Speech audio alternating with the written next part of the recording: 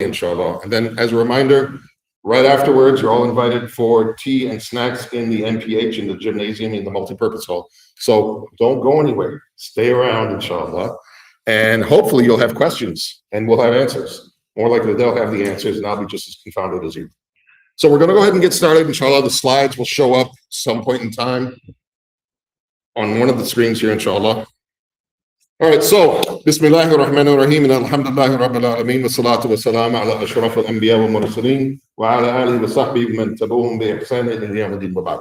So we are going to be discussing the history of Islam in America, and I'm going to try and present in the next 10 minutes tops a very quick overview of the last 500 years. You heard that right, 500 years of Islamic history in America. So it's the unbroken thread, 500 years of Islam in America. From the sands of Galveston, you heard that right, Galveston, to the Medina of America. So pre-Columbian era, so even before Columbus, there are some scholars who have claimed a history of Islam in the Americas. You have the Mandinkan expeditions, Mansa Musa, Mansa Abu Bakr II, 2,000 ships that crossed the Atlantic to discover the limits of the ocean, many of them never returning. So this was 500 years before Columbus that this took place. And one of our great scholars of Islamic history in the West, Abdullah Hakim Quick, may Allah preserve him, was one of the first to write about this extensively, and the trips of Mansa Musa and the efforts that he made in exploring the world. Also, you have scholars, non-Muslim scholars, I might add, by the way, like Dr. Barry Fell, who have found evidence they believe of Islamic presence in the Americas from the time of the Companions or right after, based on inscriptions and other things they find in the Southwest and in the Central American areas, etc. So potentially history that predates Columbus by hundreds of years. These are some of the theories that are out there, not widely accepted. So these are theories out there that predate even Columbus. Now, after that being said, what is established, and this is where the 500 years comes from, is in 1528. 1528. So just about 500 years ago, the first recorded verified Muslim in the US by the name of Mustafa Az-Zamuri Stevenico, changed his name, Estevenico, who was an enslaved Moroccan, who was an enslaved Moroccan that was shipwrecked on Galveston Island. So we all know where Galveston is, yeah? That's where all the cruise ships leave from, south of Houston. So he was shipwrecked on Galveston Island, Texas. So this puts a whole other spin on Abbott and Paxton and what they're trying to do, claiming Islam is foreign to America. Islam predates all of their families, my family, who arrived here in the 1600s, by over 100 years. Muslims were here long before the English, long before the Dutch, long before all of these people. This is the truth. These are the facts that no one disputes. They like to pretend that it doesn't exist, but it exists. So shipwrecked on Galveston, he survived. He was a survivor that traversed Texas for 8 years as a translator and a healer. And then he has a legacy of being the first African and Muslim to enter the American West. Now, again, we spoke about Abdullah Hakim Quick and Barry Fell. There are theories of Muslims in the Americas that predate even that by hundreds of years. But the established fact is that 500 years ago, even in Texas, Muslims were already here before the Americas were even an idea. So Estevenico was assuredly the first African to traverse Texas. This is in the Handbook of Texas. Again, one of these things they don't want to talk about, but it exists, even in their own books. So literacy as resistance. Many of the Muslims in the Americas, the demographics, 15 to 30% of the enslaved Africans that came to the US were Muslims. Actually, Abdullah Hakim Quick would put that number even higher at 33 to almost 40%.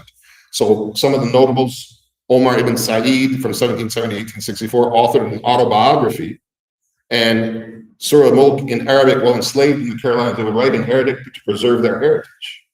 And you have Bilali Muhammad, Sapelo Island in Georgia, authored the Risala, a 13-page text on Islamic law, similar to probably from the Shafi background, etc. So they were forbidden to read English, so they preserved their faith by writing it in Arabic because the masters couldn't understand what they were doing. And there's some examples. I read something in the course of doing this. There's one area where a master was so impressed by what the Muslims were doing that he actually allowed them to establish a prayer hall. So ostensibly, there's a masjid that predates even the mother mosque in Iowa by hundreds of years, that the slaves and enslaved Africans, Muslims, had established with the permission of their master on his plantation. So these are the history facts, the details that many people don't want to talk about. So the U.S. Camel Corps in the Wild West. This is another one that we probably have never heard of. In 1856, U.S. Army imports camels to Indianola, Texas, for Southwest transport. Hajj Ali, Hajj Ali, this is how they used to change their names and make them more appealing, accessible to the Westerners. Hajj Ali, an Ottoman subject of Greek and Syrian heritage, was hired as a camel to lead the camels. And he was a living link, a Muslim pioneer who became a legend of the American West, buried in Quartzsite, Arizona. And his legacy, maintaining the prayers and fasting. So he was actively Muslim, wasn't hiding, actively Muslim up until his death in 1902. So the 20th century, there was a legend of the American Southwest who was Muslim, practicing his faith openly. Here's one that some of you may or may not have heard of. One of the first established converts in the West, white man, Russell Webb, Alexander Russell Webb. He was a diplomat, U.S. consul to the Philippines, who converted in 1888. He was at the 1893 World's Parliament of Religions in Chicago, representing Islam and defending the faith against misconceptions. So dawah was being done by converts in the Americas in the 19th century. So we're just continuing their legacy. And he created infrastructure by establishing the Muslim World Journal, the first American Islamic press. In the 20th century, you have a new awakening, where you have in 1913 the Moorish Science Temple, and in 1930 the Nation of Islam, so reclaiming a heritage that had been lost for many, for the African Americans, where Islam was a return to a stolen identity and not a new conversion. They were simply returning, as we often say, you were born upon a fitrah. They were rediscovering the fitrah that they weren't just born upon, they were born in and had been stolen away from them. And the self-determination that allowed these movements to help them restore their dignity, discipline, and their economic independence. That was one of the things that, regardless of some of his theological issues, Elijah Muhammad was very good at building economic independence and strength within his communities. So he did a lot of good in spite of some of the other things. And then preparing the soil for return to a Sunni orthodoxy. So that Sunni orthodoxy, and this is something that our brothers will be able to talk to, was a bridge, and that was the Dar al-Islam movement. Many of you have probably never even heard of that movement. So this had its origins in Brooklyn when it broke away from the State Street Mosque, which still exists in New York till today, the State Street Mosque. Its identity was explicitly Sunni and Orthodox from its very inception, making itself very distinct from the Nation of Islam. And its mission was a grassroots community building prior to ministry and strict adherence to the Quran and Sunnah. So they were very definitively Sunni. They were in turbans and thobes in the middle of Brooklyn. And that was the identity, and it was well known. And so it was a grassroots, and it had a legacy. The Dar, as it's called, paved the road for American Sunni Islam before the major immigrant waves in the 60s. And as I know, at least Muhammad Abdullah, I'm not sure about Abdul Jani, and even myself, my first imams, the first two imams I had after I converted in 1993 were part of the Dar. And so I'm kind of a grandson of the Dar. Sheikh Muhammad Abdullah here is very much so attached to the Dar from his childhood. He was born into Islam. His parents were the converts that raised him in the Dar. And Muhammad Abdul Jami, he'll share his story, some of his story in this context with you as well. So this was the legacy that is oftentimes not even known by many, even within the larger community. Then you have in 1975, this is where the legacy of Elijah Muhammad was continued by his son, Warathuddin Muhammad. And in 1975, Warathuddin Muhammad led the Nation of Islam towards mainstream Sunni orthodoxy. It was an official, if you will, conversion to Sunni Islam in 1975. And so it shifted away from a race-based theology and realigned it with the millions of the global ummah in that time in 1975. It was the largest mass conversion to Islam in US history. So we are not a new people, we are the same people, but we have been guided to a clearer light. Assuming that was one of his quotes about the change, the conversion they were going through, going from Nation of Islam to Orthodox Sunni Islam. And then here in Dallas itself, deep in the heart of Dallas, Temple 48, which became Masjid al-Islam. And our dear brothers here, both Muhammad Abdul Jami and Muhammad Abdullah, both have a deep relationship with Masjid al-Islam. As you see here, it predates all of the Masjid in Dallas-Fort Worth by decades, having been established in the 50s, originally as Temple 48 on Flora Avenue in downtown Dallas. It fostered self-reliance. Pioneers sold fish and bean pies. It reminds me of my own conversion story. Save that for another time. To fund the first institutions during Jim Crow. So you have to understand what that means. In the middle of segregation and oppression based on race, they were fighting for their identity as Muslims and doing their best to raise themselves up, as we would say, pull themselves up by their bootstraps in the middle of the inner city. So in 1975, it became Masjid al-Islam from Temple 48, the Masjid al-Islam, the first and oldest mosque in the Dallas area, predating IANT and Frisco and Denton by decades. And so its role as the mother mosque of the region and a beacon of social justice in South Dallas, which these brothers can tell you all about. The second wave was the immigrant wave, which opened the doors in 1965 because of an act that abolished quotas on immigration, inviting professionals from South Asia and the Middle East to come into the United States. This is where you see the MSAs in particular and other institutions being established. Coming from Minnesota, I can tell you the earliest institutions in Minnesota were the MSAs on campus, where they established a masjid that still runs until today in Minneapolis in a house right on campus. And it still operates as a masjid until today. So 60 plus years as a masjid in Minneapolis still operate. That was the institution, that was what this brought about. All those students that came into the country. You had the institution building. The International Muslims founded the Islamic Association in North Texas, here in Dallas in 1969. And then growth, it brought scholars, resources, and reconnection with the larger Muslim world. Then you have the confluence. This is where it gets local. You had Masjid al-Islam having made the transition with Waradeen to Sunni Islam, and the growing local community merged together for the first Eid, a joint Eid amongst the communities in 1977.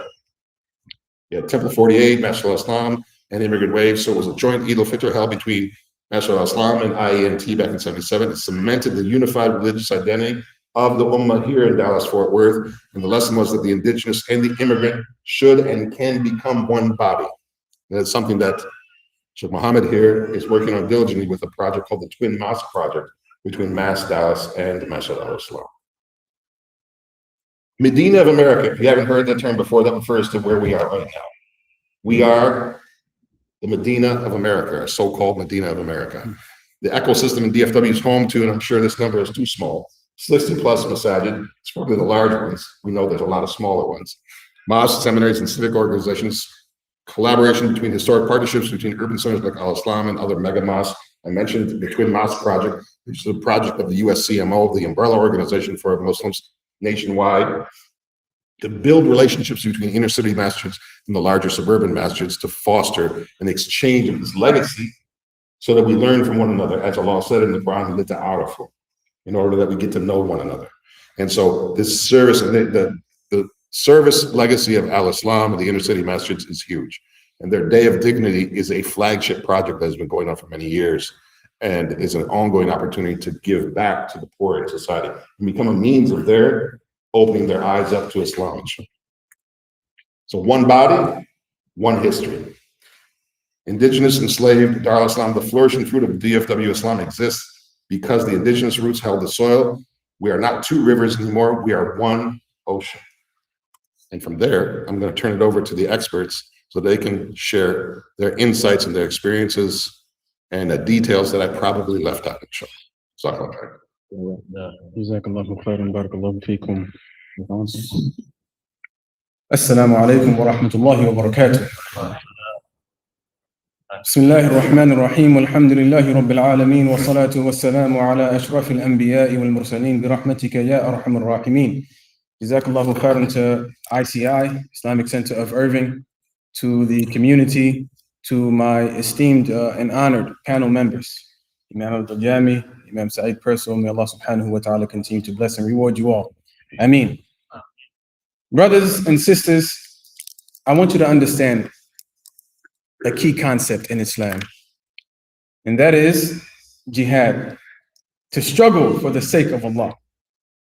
You see, Muslims in America have always had to struggle, from the signs of the first Muslims who were brought from the shores of West Africa to the Muslims of the 1970s to the Muslims of 2026. It's always been about sacrifice and struggle. When the Muslim becomes too comfortable with the luxuries of society, with the comforts of the life of this world, and divorces themselves from struggle and sacrifice, then we start to lose our deen. Islam came here through struggle. As Imam Sa'id referred to the first Muslims who arrived here in the 15, 16, 1700s on slave ships. And there's some history and proof, some evidence that Muslims were here even before that. But I'll start there because we have undeniable evidence that, according to our brother Abdullah Hakim Quick, he says that 30% of Muslims, of people, of enslaved human beings that were brought from West Africa were Muslim, 30%. And there were millions of enslaved people brought from West Africa, from Guinea, from Mali, from Senegal, from Nigeria, from Sierra Leone, from Ghana. In Ghana, they have a place called the Door of No Return. You can see this in Ghana, where they would house enslaved human beings and then put them on this ship for them to never come back.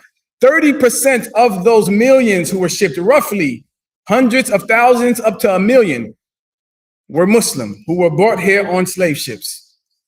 I don't know if any of you have ever seen the movie Roots or read the book. You ever read the book Roots? In the movie Roots? Anybody? You need to see this or read the book is better. Read the book. There's a character in Roots who is named Kunta Kinte. His name is Kunta Kinte. Huh? He's a character in this movie. But he's not only fictional, this is a real human being as well.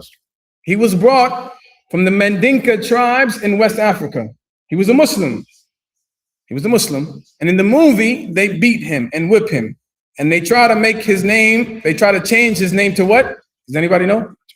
Toby. They whoop him. They say, your name is Toby. Your name is Toby. And they continue to whoop him every time. Your name is Toby. You see, the plan of people in power, the corrupt of power, is to disassociate people from their identity. That's why the core concept of the Nation of Islam was know thyself. We're not talking about the Aqidah. We'll leave that for later. I'll let Imam Abdul Jami talk about that. No burden, no trouble there. But the core concept is know thyself. The plan for the enemy has always been to divide and conquer. And Allah subhanahu wa ta'ala tells us in the Quran, وَاعْتَصِمُوا بِحَبْلِ اللَّهِ جَمِيعًا وَلَا تَفَرَّقُوا. Hold on to the rope of Allah all together and be not divided.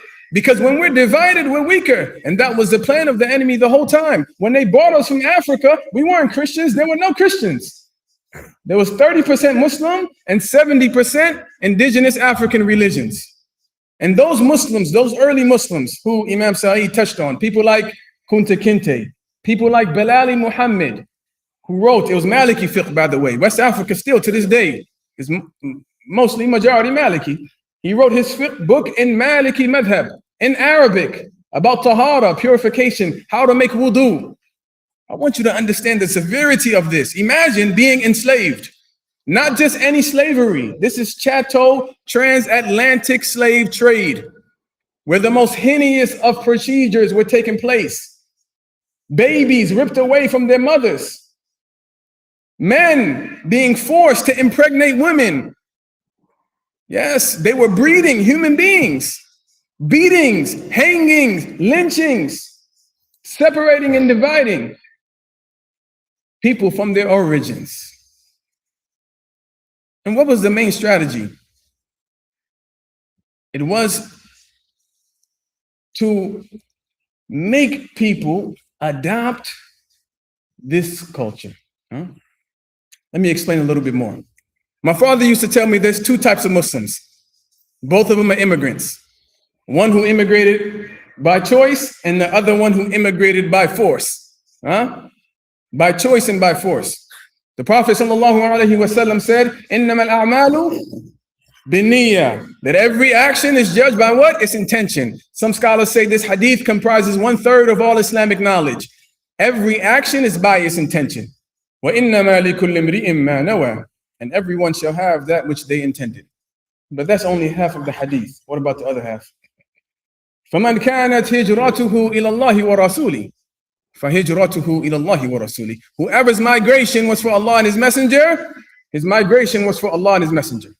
وَمَنْ كَانَتْ هِجْرَتُهُ لِدُنْيَا يُصِيبُهَا أَوْ إِمْرَأَةٍ يَنْكِحُهَا فَهِجْرَتُهُ إِلَى مَا هَاجَرَ إِلَيْهِ. Whoever's migration was to take a piece of this dunya or to take some woman's hand in marriage, everyone shall be rewarded for that which they migrated.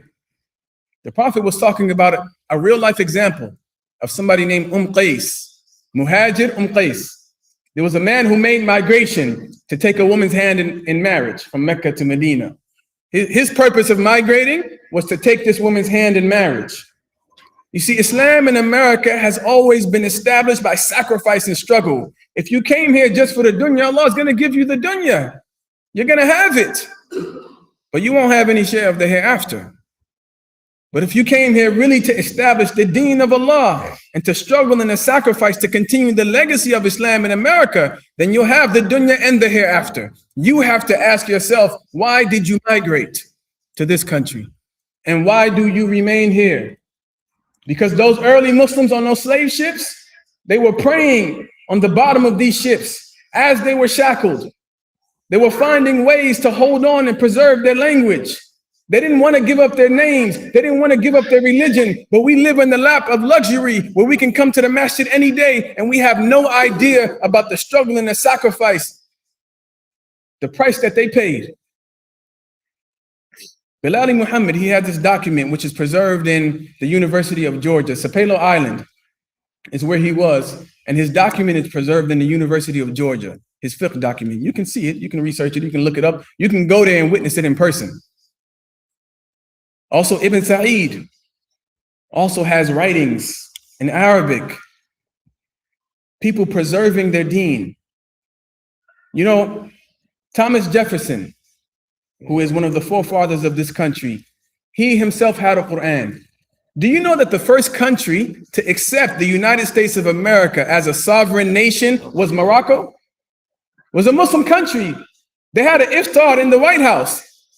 Do you know that Thomas Jefferson, who is one of the authors of the Constitution, the First Amendment, which gives us our rights to practice religious freedom in America, there was a document that preceded that, which was the Virginia Statute between him and James Madison.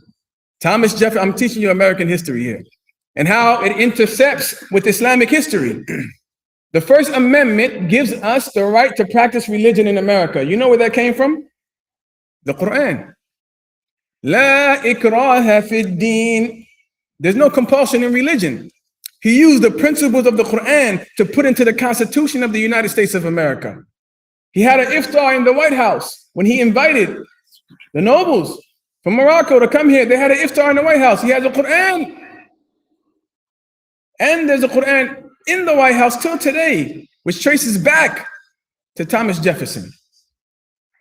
This is the history of Islam in America, a history of struggle, a history of sacrifice. And as soon as we divorce ourselves from the sacrifice which is required of us, especially in the United States of America, that's when we lose our deen. I gave you the stat in the Jum'ah earlier. For those who weren't here, I'm going to say it again. According to PewResearch.org, 23% of Muslims born in America, by the time they become adults, they no longer associate with Islam. 23%, nearly 1/4 of Muslims. You have to ask yourself, why did you come to America? Why did you come to America? Was it just for the dunya? That's it? You'll have the dunya, but you might lose your akhirah in the process. You have to continue to struggle and to sacrifice and to fight for the deen in America. Every single one of us has to be a full-time da'i. We have to be. There's no other option. Why? Because we live in the land of fasad, and our participation in this country contributes to the struggles of Muslims abroad. Yes, you pay taxes, right? Anybody doesn't pay taxes? Don't raise your hand now. You know, cameras are everywhere. Everybody pays taxes. And your taxes contribute to the demise of Muslims all across the world. So you have an obligation because your participation in this country contributes to bad. So you're a byproduct You're guilty by association. And so therefore you have to try to change the way your participation affects other Muslims. And that was the case for the Muslims who came before us. We're standing on the shoulders of giants. But we ourselves have to unite with the struggle. We have to remember the brothers and sisters who came before us who sacrificed so much to maintain this deen in this land. Through struggle, through blood, through tears.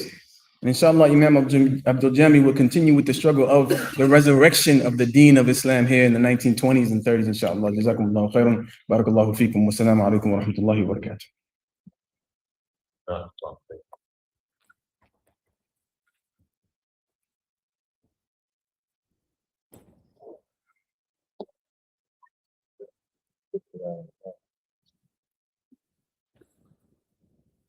Assalamu alaikum.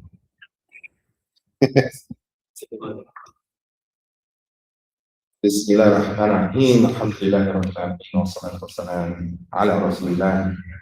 Rabbi shrah li sadri wa yassir li amri wahlul 'uqdatan min lisani yafqahu qawli. Alhamdulillah rabbil alamin. Thank you all for having this program. Yes, I'm the Imam at Masjid al-Islam. I am proud son of two converts to Islam. My father, Rashid Abdul Jamil, may Allah have mercy on his soul. He converted to Islam in 1972 at 24 years old in Washington, D.C., on the East Coast, not part of the Dar, he was part of the Islamic part. My mother also, she took her Shahada in 1974. On the East Coast in Washington, D.C. She was, at that time, about 25 years old. I say this humbly, thinking of the ayah in the Quran where Allah mentions what's translated, whoever Allah wishes to guide, what does he do? He expands his chest towards Islam. And so we see in the history of the African American, we see where Allah is at work, because we see where he is gradually pulling them and rewarding their striving and effort, ultimately with Islam. They mentioned the Nation of Islam. I'll say a couple of things about the Nation of Islam.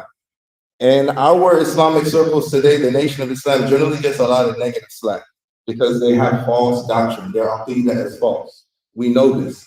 But to simply look at and judge them based off this is taking them out of their context. It's taking them entirely out of their context. The Honorable Elijah Muhammad, I say honorable, not because I believe he was the messenger of God, but I think that because he was a black man in America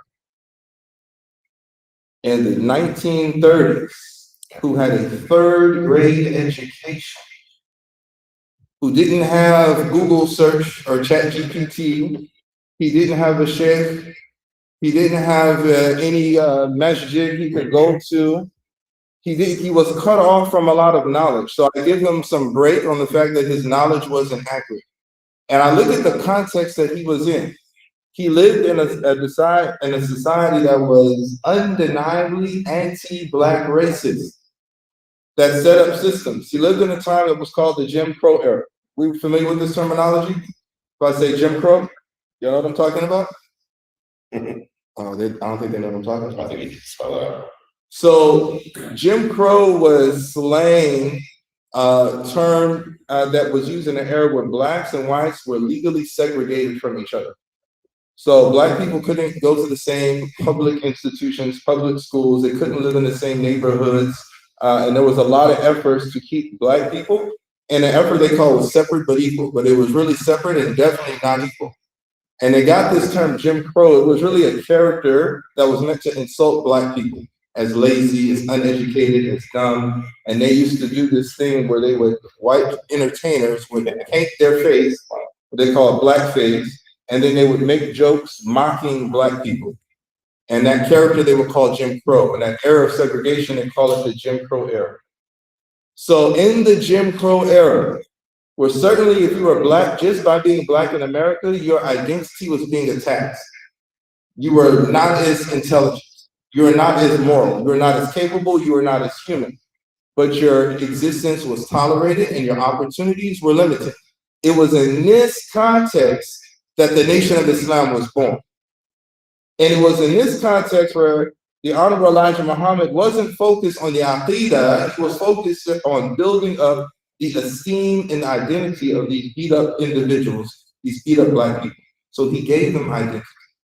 He said, they tell you that you're less than, I'm telling you you're better than. I'm telling you that they are the devil and that you are, astaghfirullah, you are divine, he said. And if you ever read the book or watched the movie Malcolm X, when he was learning and he was being taught, Elijah Muhammad was his teacher and mentor, and pulled him, reached him in jail and mentored him when he came out. And when he was learning that the white man was the devil, it wasn't hard to convince.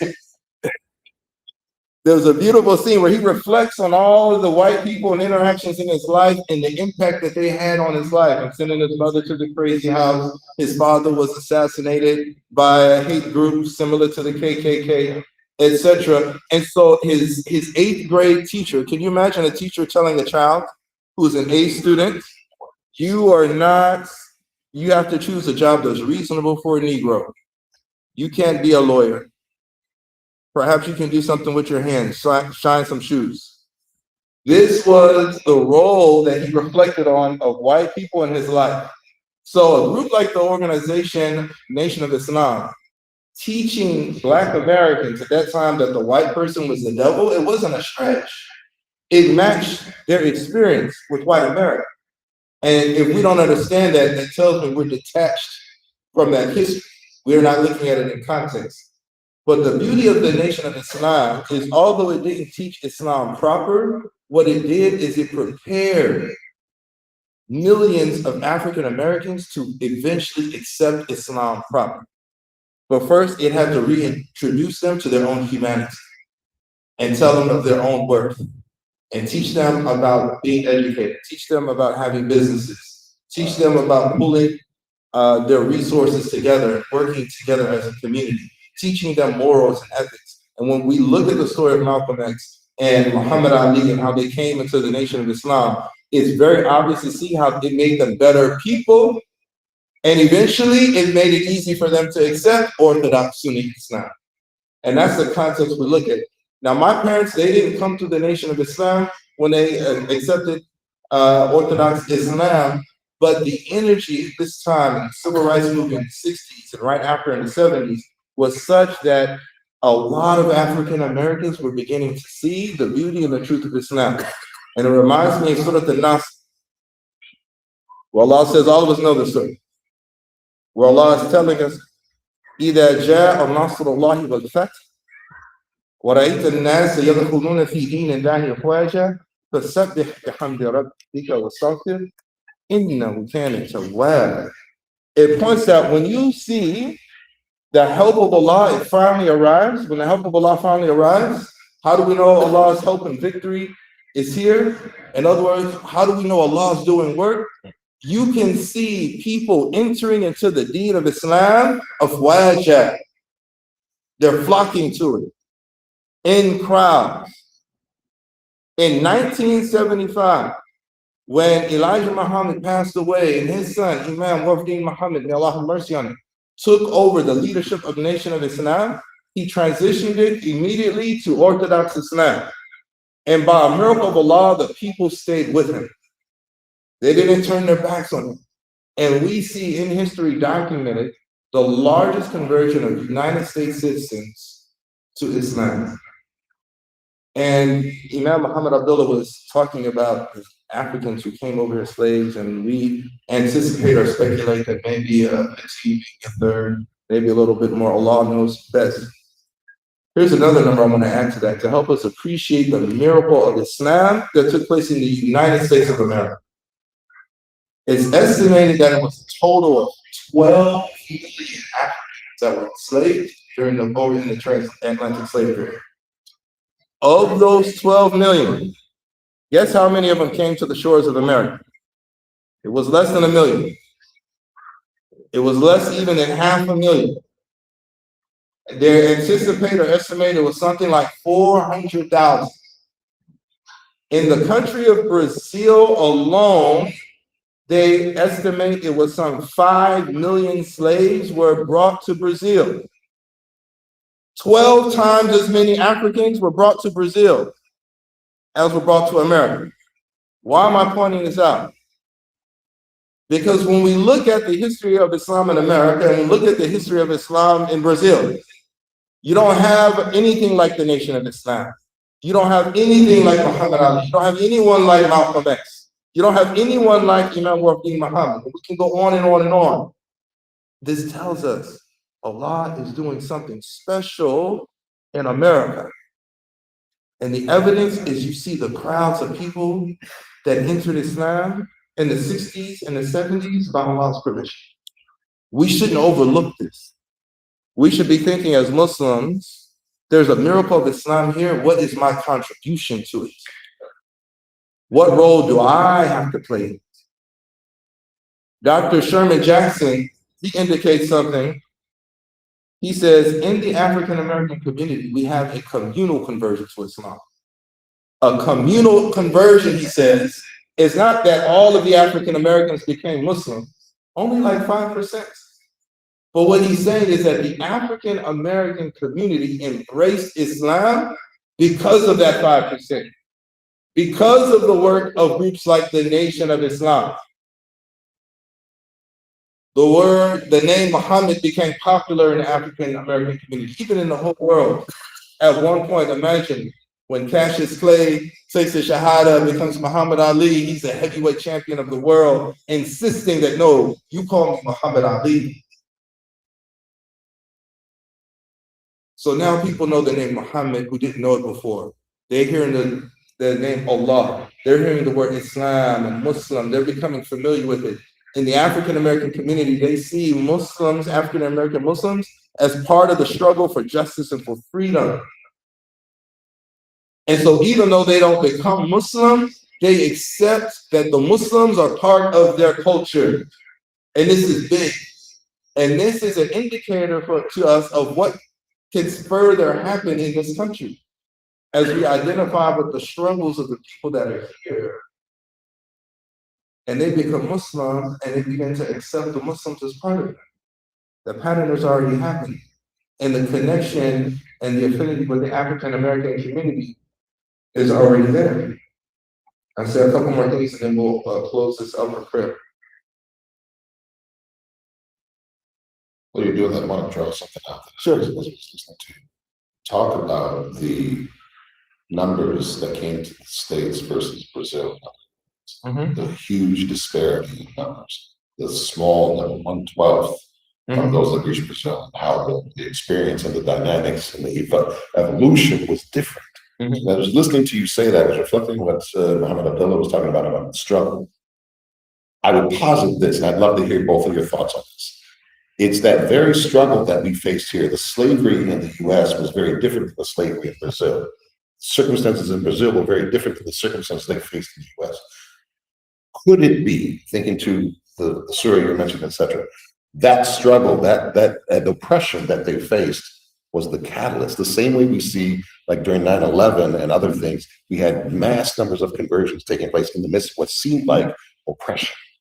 Could it be that very oppression was the thing that sowed the seeds, prepared the soil for that growth to happen? Absolutely. And so a lot is justified. It's in the people and things like that. They're plotting, they have their plan, but also our plan. And so we can take confidence that Allah's plan is going to win out. But when we look at it, even I guess maybe from a more material perspective, there's unique conditions and factors in America of not just the people who were brought here, but American society, the experiences that they had here, and then what America becomes as a superpower. And so I think all of these are clues that Allah is using this American experience to show the world something about who He is and growing Islam here. And He started it with the African American community. And I'm gonna go back here. There was an IANT that I skipped here in Surah Al-Qasas. Allah gives us a reminder when He's talking about Pharaoh. He says, "We desire to show favor to those who are oppressed in the land and to make them leaders and inheritors." So Allah has a sunnah. He has a way of doing things that doesn't change, right? And so he gives us the story of Pharaoh and how he oppressed the children of Israel, and then how Allah favored the children of Israel to teach a lesson to Pharaoh. Well, I have some news for you all. We still have a Pharaoh today. And worse news, this Pharaoh has not drowned. This Pharaoh is not a person. It's not a human being. This is a Pharaoh that my parents dealt with. My grandparents dealt with. My great-grandparents dealt with. Never died, never went away, but has convinced people that it's okay. Now today we're seeing the reemergence of that same oppressive ideology, that pharaonic mindset that I'm greater, that I'm God, that I can do what I want, even if I kill children to secure my power. That same Pharaoh is showing his face today. As African Americans, we're not surprised. We're like, oh, you've been here all along. Some people are surprised, and they're surprised. Surprises me. Like, are we not watching the same? Yeah, that's like, can you see, look, federal agents stopping and arresting people just for how they look? I'm like, yeah. This is America, right? Alhamdulillah. So yeah, I think there's something unique about the American experience that makes it possible. You remind me of, I hear sometimes people describe the analogy of the sun rising in the west as that very you're talking about. I believe there was a stark difference between the slave trade in South America and the slave trade in North America. The English came to settle this. It's the same thing that we see going on today. White nationalism, white superiority, Christian nationalism. There was a concerted effort to separate the identity of the enslaved people to make them Christian, right? In South America, it wasn't the same. They were there to take the land, and once the slaves revolted and they gained power, they kind of left and went back. But the English, they stayed here, they expanded out west, and they did it under the disguise of manifest destiny. They thought that God gave them the right. Kind of sounds like Israel right now. God gave us the right to move out west. They used the Bible, not only to enslave Africans through the curse of Ham, but also to expand out west. So a lot of that is the identity in there. And what African Americans in the Nation of Islam is trying to achieve is to reclaim our identity. Every African American who was Muslim here will tell you their family name before they became Muslim. Mine was Williams. What was yours? There's a few styles. I'm Williams. Back before my father converted, when the Nation of Islam came, the first thing that they did was remove the slave masters' names, because we didn't come from Africa with the name Styles and Williams. I'm looking at this brother right here. Are you African? Sorry to assume. Your name isn't Williams. No. No African gonna be Williams, Michael Jordan, LeBron James. No Africans with those names. The first thing the Nation of Islam tried to do, besides I think it was wrong. We understand that. They tried to reclaim their identity. And that was the difference of slavery in North America versus South America. It was an identity thing.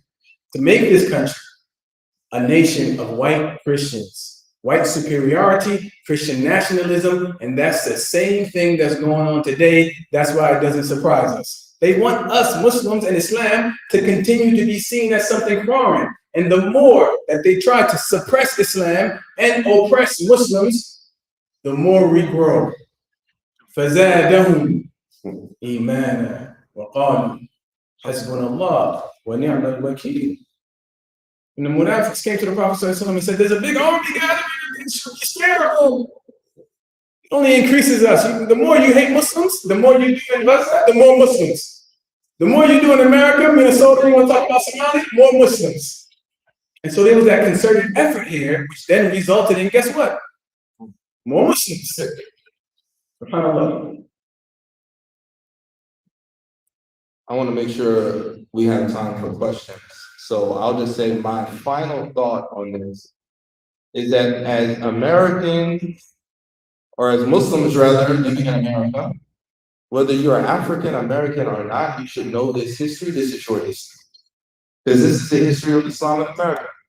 Just as we all believe in the miracle of Islam in Arabia in the 7th century, the same Lord who crafted that miracle is still alive. It still has power over all things.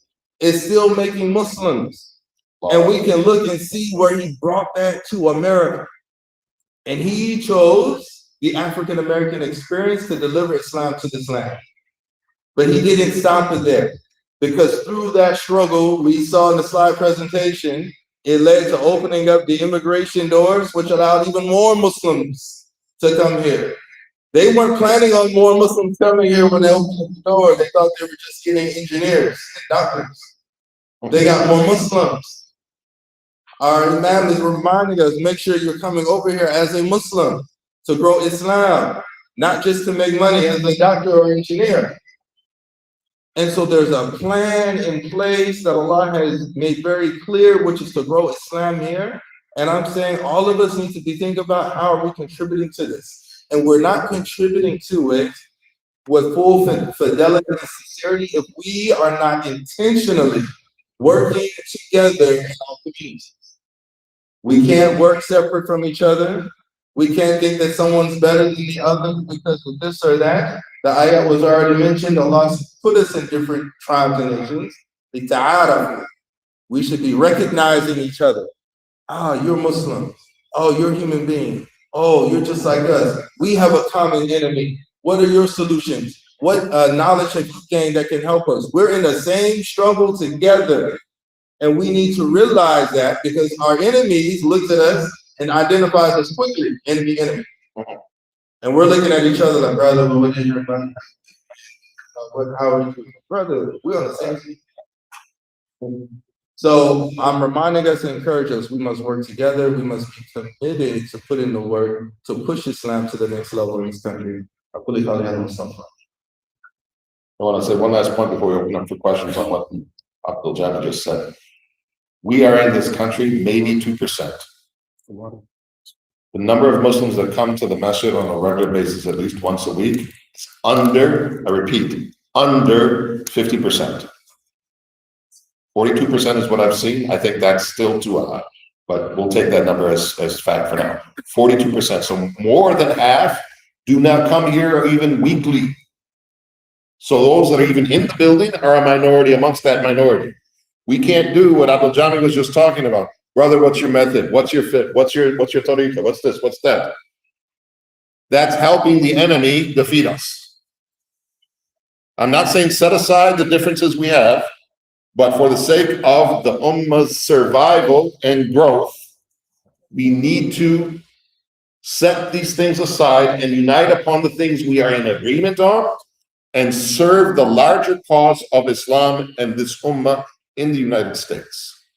Then we can continue the miracle that Abdul Jami and Sheikh Muhammad Abdullah have both spoken about. So with that, I'd love to open it up for questions, ideally addressing the topic, but we'll take what we can, inshallah. Please, we want to make sure that people are engaged and understand the relevance of this topic. Please. Yeah, I think so.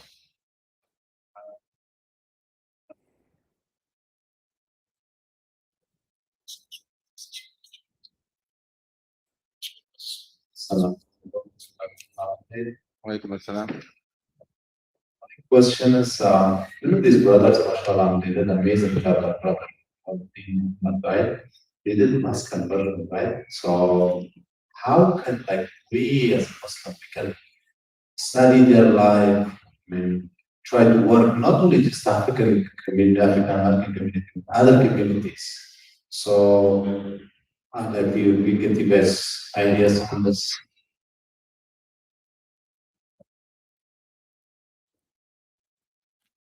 So if I understand the question, you're asking how can we learn from the Imam Wafi Muhammad community on how to spread Islam? Is that so? I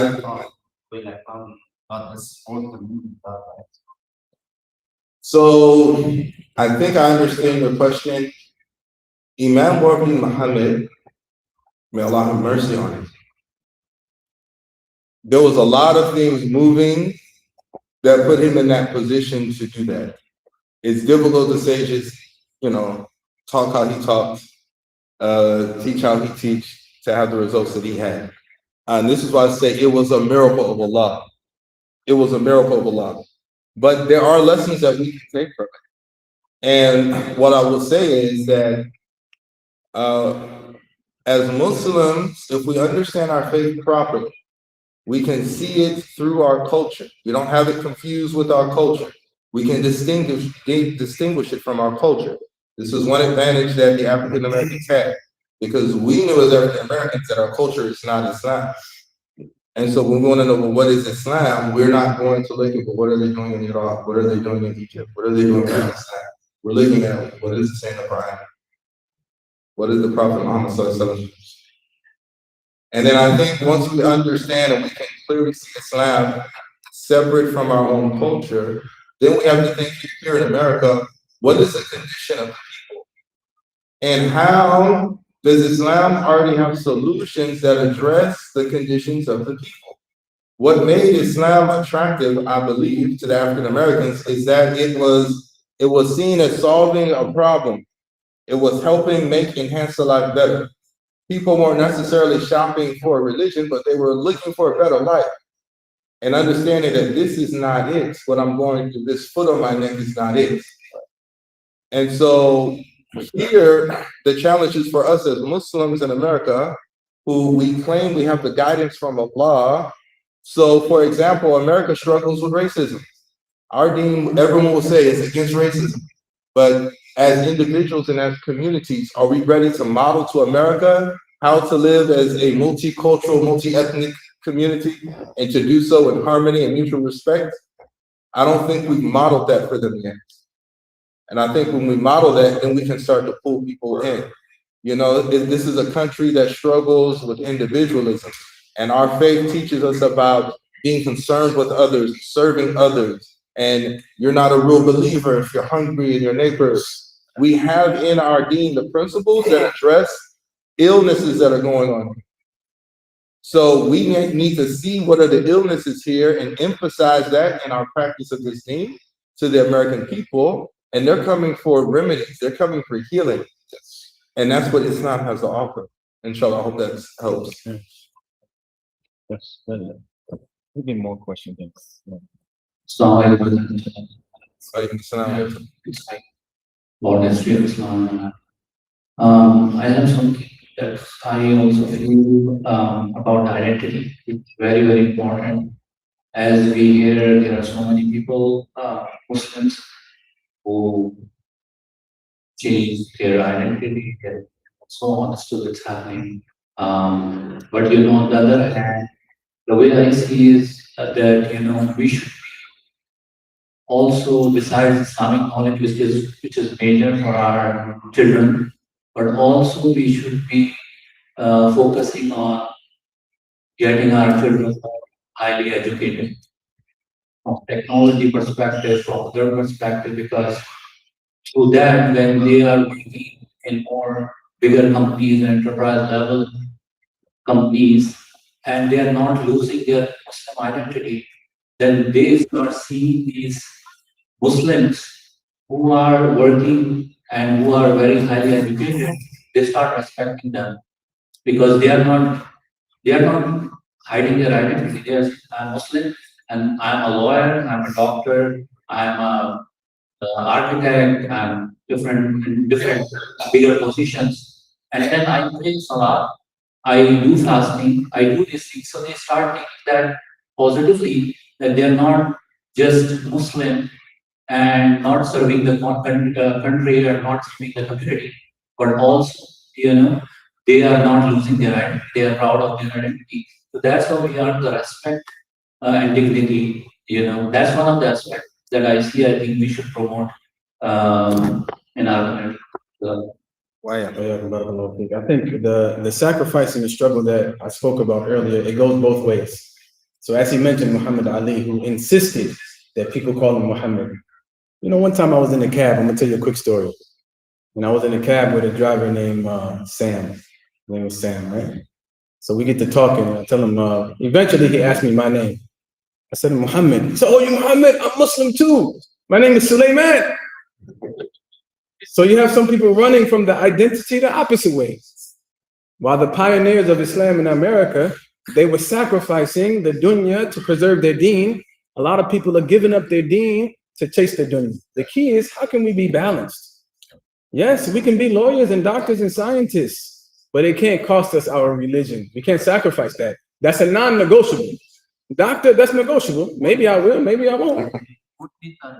Both things are important. They don't have to be one or the other. But the one that has to remain is the Islam. Yeah, that has to remain. And if Allah gives you doctor by being a Muslim, alhamdulillah. But if Allah says, you know what, it's going to be too difficult for you to reserve your Islam by practicing in this hospital, which is giving people medicines that make them sick because you work for a big pharmaceutical company, a Muslim can't do that.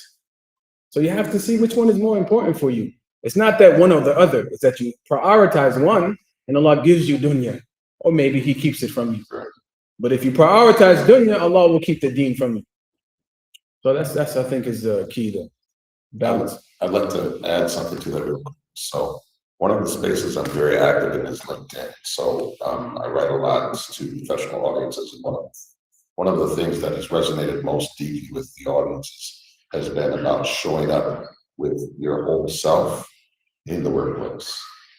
Many people, and I'm sure many people in this room can identify with this, struggle with bringing their whole authentic self to the workplace. I did serve for a number of years in the corporate sector in management of Fortune 500 companies.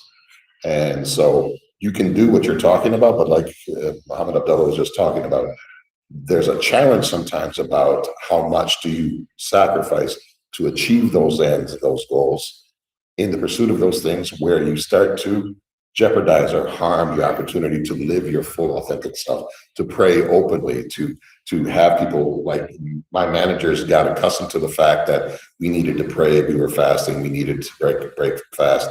Even they would schedule meeting times around prayer times. They would keep a calendar of prayer times in their office so they knew what my expectations was about being able to pray, etc. And so if you're able to do that, then pursue those things, absolutely. But if you're having difficulty showing up, you either need to change your environment or change your location.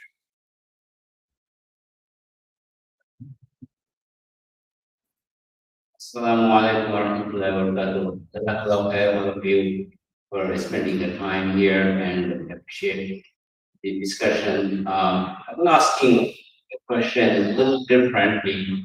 We talked about the positives of the Muslims in America. The other side is that what you see in the secular world and in the education system, what we witness, the goal is take the God from your life. First step is take the Allah. So if you can, some way, you can, these young minds, they are not grown-ups, it's kind of construct and unsafe. First of all, if you can take the God from your life, then everything becomes very easy. Then the family bond, then the parents. A lot of things, what we do, we respect each other. We love our parents. We do a lot of charity because of. So if you can take Allah away from your life, then the rest of the job becomes easier. So I know a lot of brothers take shahada and give mahab and give takbir and all those things. But you see, those who came here, we practicing the deen in front of knowing. But our children, significant percent of the children, maybe they are academically very active. They are becoming lawyers, doctors, or business etc. But they are losing their faith. They are trying to keep their name. Like Muhammad, they don't call Muhammad more. If they are Ashraf, they call Ash. So they feel shy. So what is your advice? Because you are well born here, you have gone through the system, you are practicing different religions, different stuff, so you can help us understand.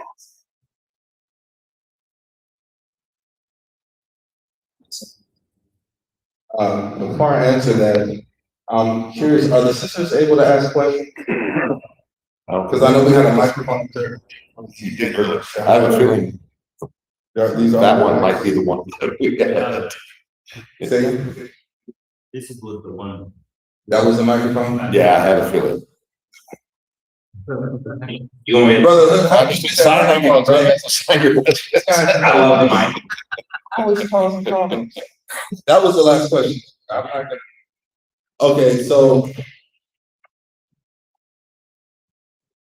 We can repeat the questions from down here, so we'll give them an opportunity to chime in. I will say this, that Islam in America, I said this earlier today, it's at an infantile stage. And this is not any sort of an insult, whether you immigrated here and you come from a family or a culture that's been Muslim for centuries or 1,000 years or more, or you're like myself, the children of converts, or even a convert yourself, Islam is at an infantile stage here. And this should make us think about the early days in Mecca and what we need to prioritize. That's why when we're having fiqh debates, it tells me you don't understand the context of training. You're having Medina arguments, and we're like in Mecca, surrounded by mushriks. You know, people forget the Prophet sallallahu alaihi wasallam. He made salat at the Kaaba when there were 360 idols there. He wasn't like, oh, astaghfirullah, there's idols, I can't pray here, you know. He was like, this is the context. I'm going to pray here at the house of Allah. And there were a lot of things in the deen that were not revealed to him in those early ages by the wisdom of Allah. It was revealed later. People weren't ready for it. You're changing culture, it takes time. And so why I say we're at an infantile state is because we're in the process of establishing Islam anew in a new environment. So we don't have the luxury of just doing what our parents did, copy paste. Because we're facing challenges our parents didn't face. We're facing realities in a context that was unfamiliar with them. I can't take a brilliant scholar from 700 years ago and copy his work word for word. His brilliance was born out of a particular context. He was solving problems that were in front of his eyes. He wasn't solving the problems that are in front of my eyes. So I have to learn from him in a different way. Use some critical thinking. And I think this is part of our challenge, whether we're new to this deen or we've had it for generations, is that we haven't appreciated the fact that we need to critically think in our education. We need to know what to prioritize. Imam Saeed said earlier, you use a phrase, kind of some things get set to the side. Not that it's not important, but it's not right now. That's not the first thing. You mentioned having a relationship with Allah. Well, isn't this what the 13 years in Mecca was establishing before all of the ahkam came down? People were in a society where they didn't know Allah, even though they knew of Allah. If you ask them who created the heavens and earth, who are they going to say? Allah. So why are they worshiping idols? They don't really know Allah then. That idol can't help you. Whatever you're asking it, that's what Allah can give you. So now fast forward here. Do we know Allah as Muslims? Or are we just performing rituals, going through motions, doing what our parents taught us? But do we really believe? Our actions will bear it out, what we really believe, who we're afraid of, what's important to us, how we treat people. So I think we have a crisis of Iman. We don't know really who is our Lord yet. The beauty of the convert is that they have given and sacrificed so much because they were looking for that identity of who am I? And I learned it from learning who is Allah. And so when you have that level of faith and you're willing to sacrifice your culture, you're willing to sacrifice your family, you're willing to sacrifice being popular because you believe you're satisfying your Lord, like this is the tradition we need to follow. This is the tradition we need to follow. And so I think in our educational institutions, we need to focus on that, building relationships with Allah, looking at how it rolled out in those early Meccan years, looking at those surahs that were revealed first, that were free of a lot of ahkam, tell us about who is Allah and why we should love Him, why we should want to serve Him. Inshallah, I hope that helps. I want to add just one thing about that, because it's really quick. I think that in America, we've prioritized a theoretical understanding of Islam and not a practical one. Islam has always been something that provided solutions. It was practical. It was social justice. Our kids, they memorize the entire Quran. But is it here? In the application, how do we apply the Quran? Are we going and feeding the homeless? Allah says in Surah Al-Ma'un, أَرَأَيْتَ الَّذِي يُكَذِّبُ بِالدِّينِ فَذَلِكَ الَّذِي يَدُعُ الْيَتِيمِ. وَلَا يَحُضُّ عَلَى طَعَامِ الْمِسْكِينِ فَوَيْلٌ لِلْمُصَلِّينَ. Woe to the ones who pray, but they walk past a homeless person. And they don't encourage people to give to the orphan. And so Islam has to be practical, and we have to prioritize in our kids' life the practical application of the Quran. Not just study the Quran. Yeah, you got it. You got Hafiz, mashallah, like a parrot. A parrot could become a Hafiz. And nowadays, with all of the technology, anything, you can get information at the flick of a light. We have to prioritize social justice and practical application. Go in the street, go down to Masjid al-Islam on Saturdays and feed the homeless. Come to the Day of Dignity and see what's going on. Go to the city council meetings, see what's the issue in the society. What about the streets? What about the potholes? What about the homeowners association? That's Islam too. That's how you preserve the Islam. Make it a practical thing and not a theoretical. That's people. Jazakallah khairan. Sisters, any questions from sisters?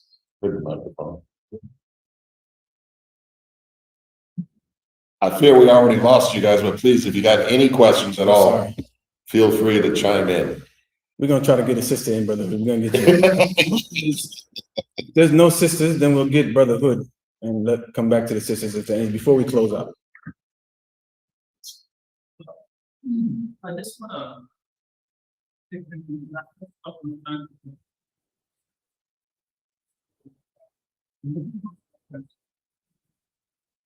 first time the survey was done, 17. Uh-huh.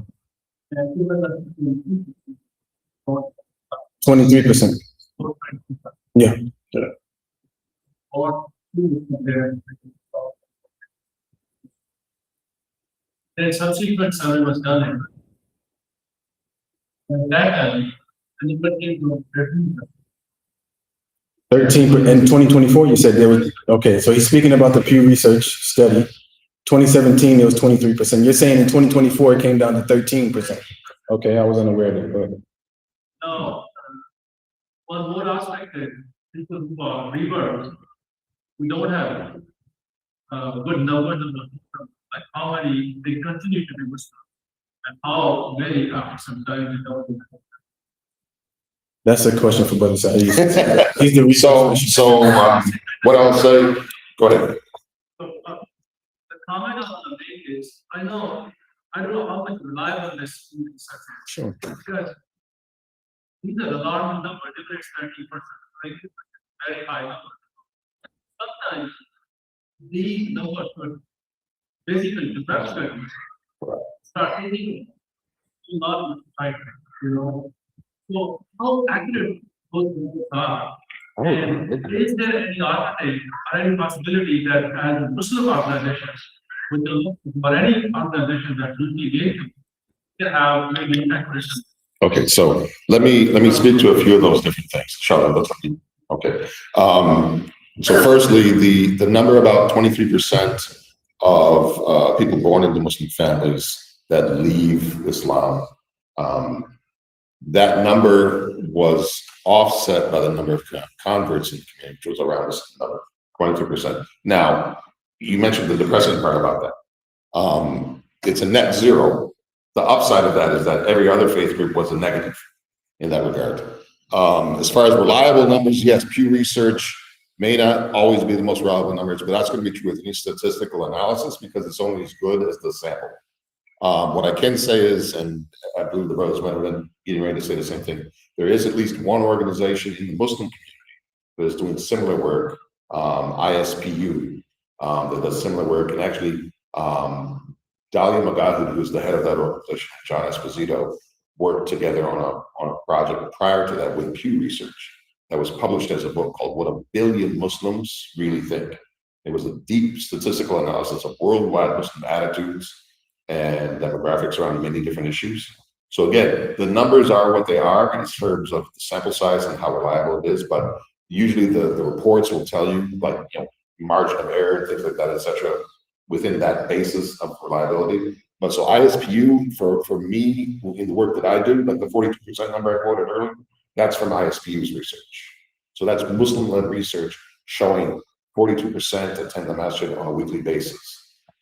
You know, and the numbers go down from there for more frequent, etc. So there are different mechanisms out there to look for that information, but all of that information is only going to be as reliable as the sample size that they're able to draw from.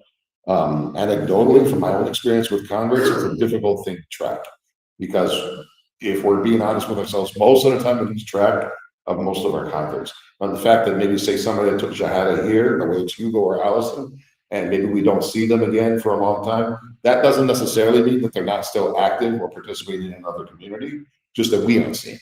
So it becomes challenging to be able to establish solid numbers, like even some of the brothers here, I know aren't regulars here necessarily, but I know they're active elsewhere. I just want to add to that before we go to the sisters, that the 23%, the way I understood it, was not necessarily apostate, which we know in Islam is obviously a grave sin, punishable by death, according to Sharia, but no longer associate or practice. And from a practical standpoint, from my experience, that's at least close to what I've experienced. Now, whether that's factually correct, Allah knows best. But I say it just to shock, I think it should shock us to understand how difficult it is to practice Islam in this country. For some people anyway, because of the pull of secularism and capitalism. I would say, those kind of numbers can seem depressing.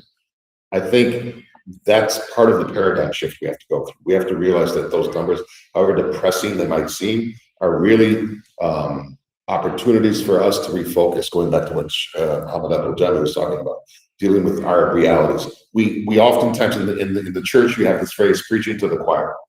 Most of what we say is always in this space. These are the people that are already in the Masjid. These are arguably the people that need that message. The people that need this message aren't here. So the question becomes, from an outreach standpoint, how do you get that message to the people that need it most? So rather than being depressed by it, I see it as an opportunity to go, okay, now this is where my focus is, and helping us refocus our efforts to where they're needed most. Let's go to the sisters because they've been waiting. I just wanted to mention that there's actually an active effort right now to block some of history from being taught in public schools. So I did want to invite everybody to be part of the effort. If you don't know about the social studies revision that's going on right now, please become aware of that. About 8 of us testified at the State Board of Education last week to try to bring this to their attention. They pretty much ignored us, but we did get some media attention. Also, I wanted to ask, though, you started out talking about Columbus and, the fact that when Esteban was on the ship with him, and maybe just a little bit more about that global context, like why was he with them? What was going on in the world at that time? Why did Columbus have Arabic speakers with him? So I think there's a lot to say about that too, in terms of Islam's role or the Islamic principle. Absolutely. I'll go ahead in that context, and Abdullah Hakim Quick does a good job of reporting this in his books. There were interpreters on board Columbus's ships to translate Arabic when they arrived in the Central American diaspora. He had Arab Muslim guides and navigators and things like that, etc. Because of, if you understand the history of Spain and Andalusia, what was happening around that time of 1492, Muslims existed in large numbers in southern Spain, but they were being forced to hide their identity, going back to what we were talking about, and pretend at least to be Christian or to not openly practice their faith, etc. So you definitely had existing Muslims on board the ship. You talk about Samuri and others that were part of these expeditions that came afterwards, etc. So that was very prominent. And even in the annals of Columbus, when you look at his annals, Bill Hakeem Quick mentions this, that they write about mosquitoes in the hills as they're arriving in Central America. What that means is they're seeing mosques in the hills as they're arriving in Central America. So what does that tell you?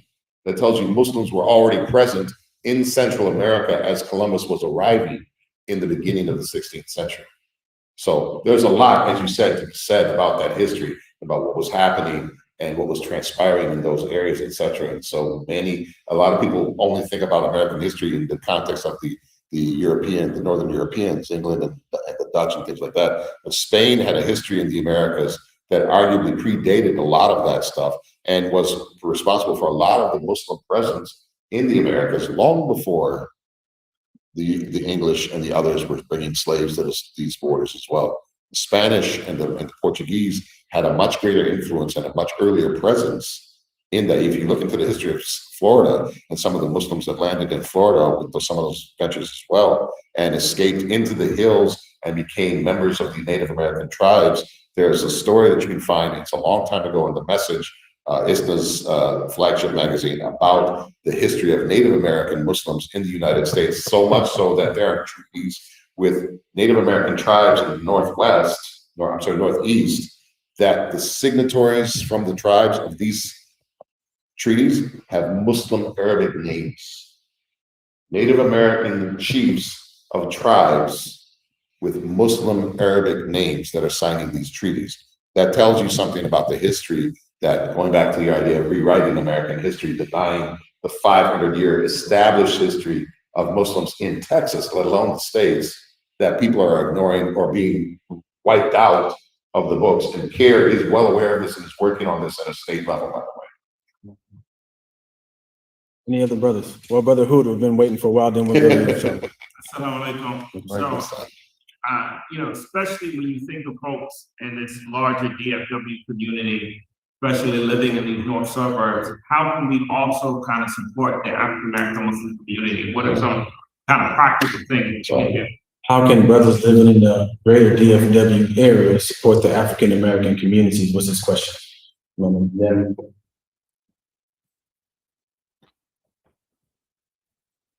So I would just kind of rephrase the question. I don't want to put it in the context of, I don't want to frame it in the context of the African American Muslims are in need of your support.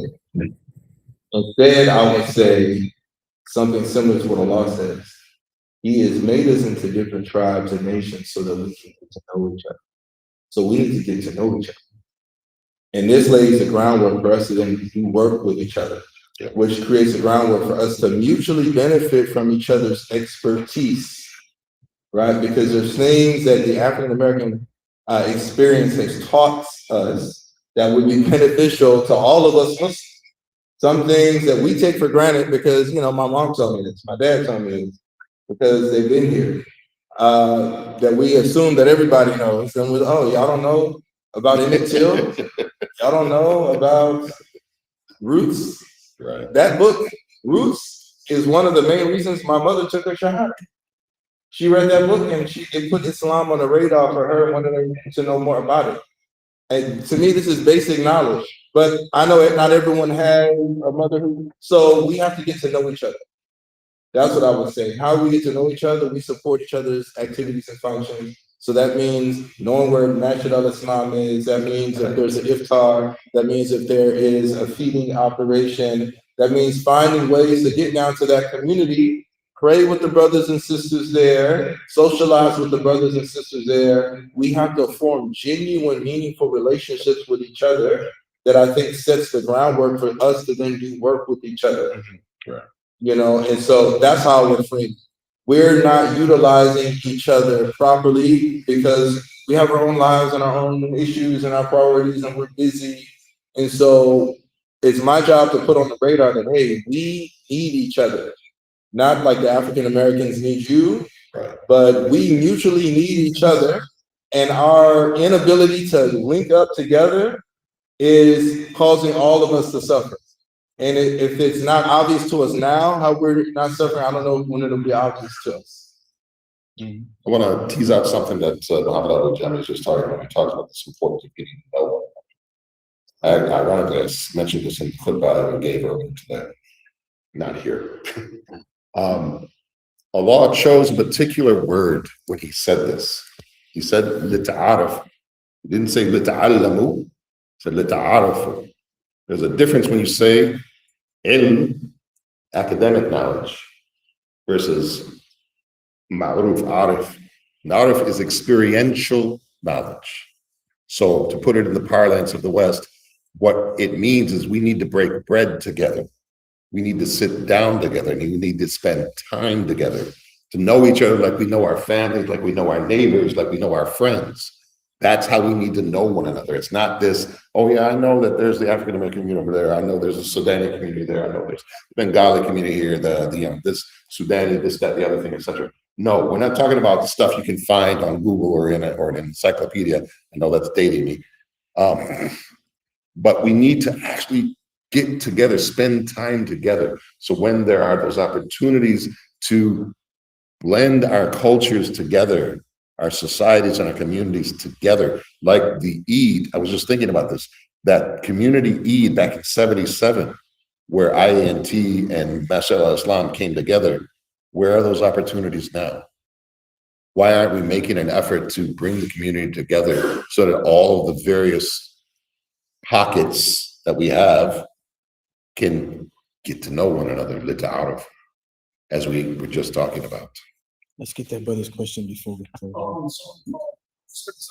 Kind of reflect on the history that was given here, and just kind of see what you guys reflect of that and see, like, in today's day and age. So, you know how you guys know amnesia and like the American politics about what's the history in America, right? And part of why that I think that is because when you said 100,000 slaves came to America, right? And 30% of them give or take a loss, right? So that's like 100,000 Muslims in America in 7 months. It's not a significant amount of Muslims here, right? And then you also allude to the fact that, okay, there was a precursor mentioned in small village, there was a precursor for the African Americans, the immigrants, there's kind of a gap, right? And so why was there that gap? I would think, well, it would occur to me that Islam was kind of decimated in that slave population, right? You did say that Thomas Jefferson, you know, he, in the Constitution that was ratified in 1787, for freedom of religion, but it would occur to me that those slaves didn't really get a lot of that freedom of religion. So is that something that you worry about can happen in today's day and age? I mean, all the heads that goes in the back of my head is that, I'm paraphrasing here, but the nation's coming to divide us, and why are they dividing us? Like, you might have looked at it, but like you did, what's the purpose you hear? So, and like, why I've not seen the two as someone that is, I guess, myself, a white man for Islam. I was taught that, I guess, system before. I know how people used to do me, and I became Muslim, and those people hate me, right? And by default, those people also hate me too, right? Because why was Muslim? And so, kind of, you know, the fact that we're kind of here and bickering with each other, I guess, and all these things where actually bigger things trying to divide us, and actually we could be in a situation where Islam was in a situation, I guess, where it was lost, like it was slaves 20 years ago. You reflect on what you think about it, or you try to prepare for. Sure. That's exactly what's happening today. Yeah. It's the spread of Christian nationalism, white supremacy, and it's intentional from people like, let's say, Jake Lang, who came and marched on Epic. This has been a continuous part of American history, and it's a continuous part of white settler colonialism, imperialism. There's nothing inherently wrong with being white. Let's get that right. Because the struggle of our white brothers and sisters in Islam is true too. People might hate you and think that, hey, God forbid, you're devil, or, you know, your people did devilish things. Sure. But no bearer of burdens bears the burden of someone else. So we don't blame you, but we have to understand that there's an inherent privilege that comes with being a white male Christian. That's the top of the top here in America. Right? White is the top, male has privilege too. That's why we have to check on our sisters. And if you're not going to be like Imam Abdul Jami and recognize your privilege to then pull up those who are disprivileged, not because of anything they did, but just because how they were born, then you're part of the problem. So if you're a white person and you don't recognize that you have privilege and use that privilege to support others, then you're part of the problem. White, male, and Christian. Christianity also has a privilege, but not all Christians are bad. Some of them are our allies, and recognize that Muslims are being marginalized, and there's Islamophobia and anti-Islamic rhetoric, which is causing harm, great harm to people. And so, yes, that's the exact plan of the enemies of truth and justice in this country, and it's always been to other people, beginning with blacks, then Muslims, now it's Somalis, then immigrants, just to keep this power base of white male Christian dominance. The other thing I wanted to add is that, you know, and this maybe take this what it is, but my kind of view here is that, like, we talk about a lot of the immigrant community here coming, How do I say it? It's like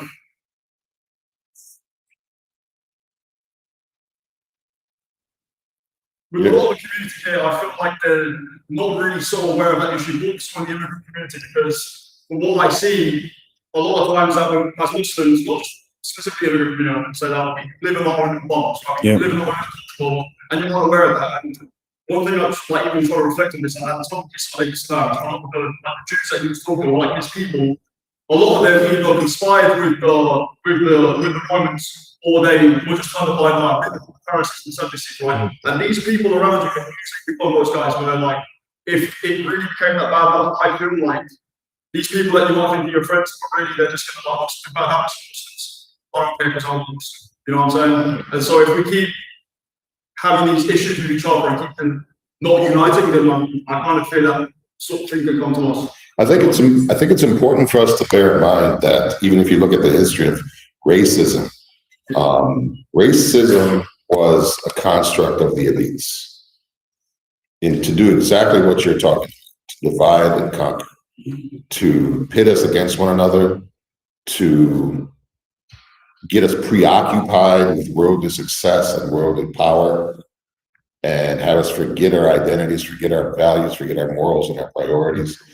That was the foundation of these things. It's always existed. It's arguably will exist. And being of any particular community, faith community or cultural community, does not make you immune from that. If you open yourself up to be influenced by worldly desires, it can be the transformation of your priorities, as we were talking about earlier. So, I mean, if you look at the science of the purification of the soul, one of the major contributors to both diseases of the heart is love of this world. And so that going, I tend to do this, going to the 10,000 foot level, we have to acknowledge the fact, and we have to be honest with ourselves about where we're at. What do we really prioritize? We have to take a look at ourselves and see how we lead our day, what we're genuinely doing throughout our day. We might tell ourselves we're worshiping throughout the day, but if we actually take a hard look at what we're doing throughout the day, we realize we weren't doing as much as we claimed we were doing. Or we weren't doing it with focus, with intention, such that we're not deriving the full benefit from it, etc. And so we have to understand that these mechanisms have existed. They have existed for hundreds of years, if not thousands of years in the history of humanity. Arguably, they do exist throughout the history of humanity. If you think about it, Cain and Abel, the very first murder in the history of humanity, was based upon worldly desires and competition. So it started from there. And all of those things have been ongoing. And even the delusions, Shaitan's own mechanisms to delude us, started in the time of Noah and afterwards, where he took the people and he perverted their sense of belief to where they started to worship idols, although they hadn't been doing it before. Just a few generations after Noah. So there's always been these mechanisms. Shaitan lays in wait for us, and he uses every mechanism possible. He uses our own sometimes to work against and become our own enemies, to be secretly or sometimes publicly working against our own best interests. And so this is unfortunately the reality, but that goes back again. That goes back to this idea of getting ourselves united. And again, not saying we diminish and deny our differences of opinion on certain issues, etc. But most of those things are minor issues. We need to stop majoring in the minors. We need to start understanding our priorities, we need to start understanding our realities and our environment, and work within that context such that we make decisions based on that reality, not on an ideal, because that's what we do oftentimes. We analyze and we idolize the ideal of Islam, which I'm not saying is bad, but when we make our decisions based on the ideal, ignoring the reality, we harm ourselves and we harm the goal we're working for. We need to work with the realities of our environment and of ourselves individually and as a community if we want to make progress. I think we can close up there. It's getting there. Yeah, we can just go ahead. Inshallah, we'll close with the dua. سبحانك اللهم وبحمدك ونشهد أن لا إله إلا أنت ونستغفرك ونتوب إليك وصلى الله وسلم على محمد وعلى آله وصحبه وسلم تسليما كثيرا كثيرا. لا إله إلا أنت سبحانك إنا كنا من الظالمين. لا إله إلا أنت سبحانك إنا كنا من الظالمين. لا إله إلا أنت سبحانك إنا كنا من الظالمين. بسم الله الرحمن الرحيم. العصر إن الإنسان لفي خسر إلا الذين آمنوا وعملوا الصالحات وتواصوا بالحق وتواصوا بالصبر. سبحان ربك رب العزة عما يصفون وسلام على المرسلين وآخر دعوانا أن الحمد لله رب العالمين والسلام عليكم ورحمة الله وبركاته. And I want to thank all of you for sticking around as long as you did. That went much longer than we had initially intended. Hopefully you guys haven't missed all the snacks. I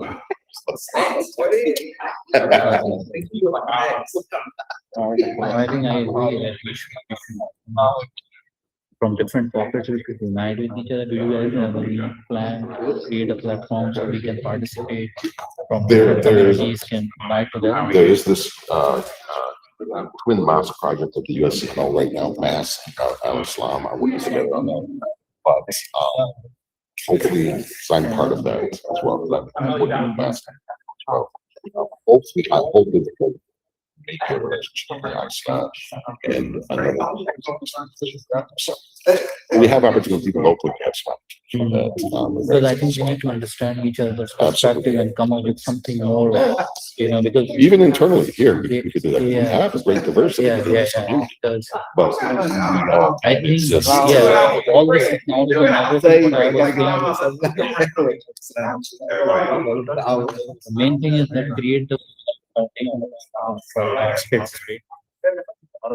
create a solid foundation of Islam for our kids. Then they go out of the world and then represent us as a Muslim without letting that. That's what I was and I think one of the early aspects of that, we didn't have neighbors, but Muhammad actually is the head of ISI. ISI. He actually runs the school. Oh, okay. Yeah, so he's talking about education. But we need what we need to do help them internalize the lessons, like you was talking about. You put it here a lot of times. And we need to be realistic that they may not be able to take the therapy. That's a big thing. Small bits. Right. Anything, even small amounts of hatred. I was like, no, that's wrong. Yes.